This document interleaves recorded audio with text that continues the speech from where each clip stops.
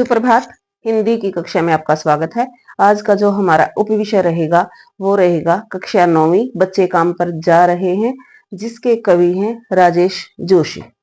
तो यहाँ जो हमारे पूरे विश्व की एक कॉमन समस्या है उसके बारे में यहाँ बताया गया है कि छोटे छोटे बच्चे चाहे वो कहीं भी हों, कुछ ऐसी समस्याएं हैं जो उनके कुछ भी हो सकता है। उसके घर पे कोई काम करने वाला नहीं है, उनके पेरेंट्स नहीं है, इस कारण उन्हें काम करना पड़ता है। ये कानून भी बनाया गया है कि छोटे बच्चे काम नहीं करेंगे, फिर भी ऐसा हो रहा है।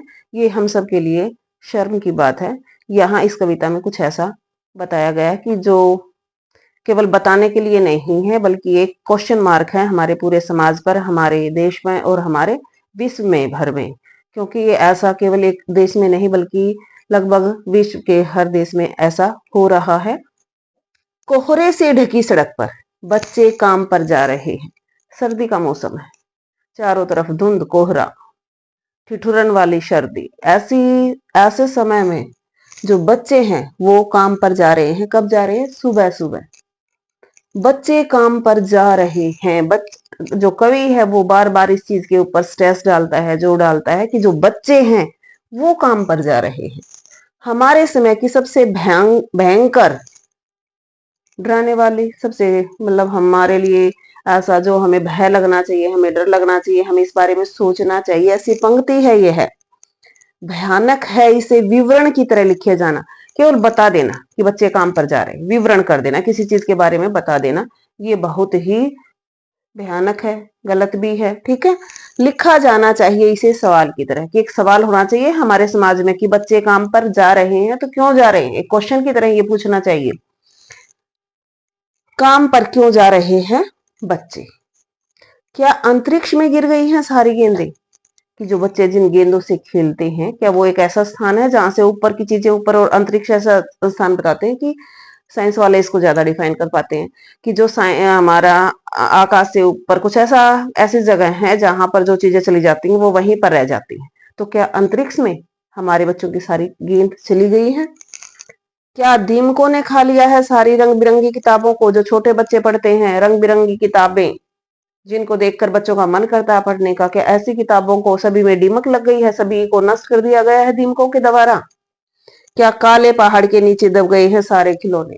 जैसे हम माए बच्चों को कहानियां सुनाती हैं कि एक काला पहाड़ था, वहां ये हो जाता है, वो हो जाता है, मतलब मन गढ़ंत जो कहानियां हम सुनाते हैं। तो कभी भी ऐसा ही पूछता है, क्या किसी काले पहाड़ के नीचे बच्चों के सारे खिलौने दब गए हैं? क्या किसी भूकंप में ढह गई हैं सारी मदरसों की इमारतें, मदरसे, विद्यालय जहां शिक्षा दी जाती है? क्या ऐसी मदरसों की जितनी भी दीवारें हैं, मतलब जितने भी पढ़ाई का स्थान है, वो सारा किसी हलचल में, किसी भूकंप में खत्म हो गए हैं? क्या सारे मैदान जहां बच्चे घूमते हैं, खेलते हैं, सारे बगीचे, घूमने का जो स्थान है, खेलने का स्थान है, एक दूसरे से मिलने का स्थान है, और घरों के आंगन, आंगन में भी बच्चे खेलते हैं, ठीक है, खत्म हो गए हैं एकाएक, अचानक? क्या वो सारे खत्म हो गए हैं? तो फिर बचा ही क्या है इस दुनिया में? अगर बच्चों के लिए कुछ नहीं है तो इस दुनिया में किसके लिए क्या बचा है? कितना भयानक होता अगर ऐसा होता। अगर ये सारी बातें होती, मदरसों की इमारतें ढह गई होती, मैदान और ये सारे बगीचे खत्म हो गए होते, खिलौने काले पहाड़ के नीचे आ गए होते, अगर ये ऐसा होता तो कितना भयानक होता। लेकिन ऐसा तो हुआ ही नहीं।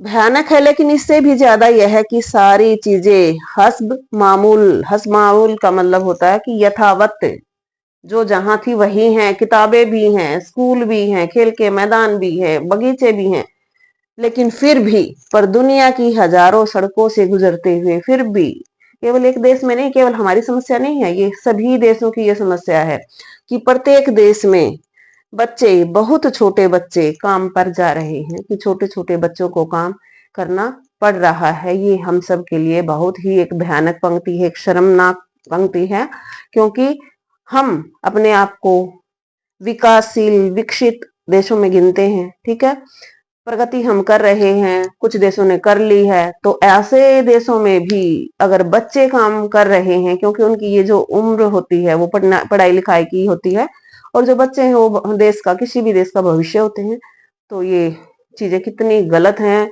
अगर बच्चे काम पर फिर भी जा रहे हैं। धन्यवाद।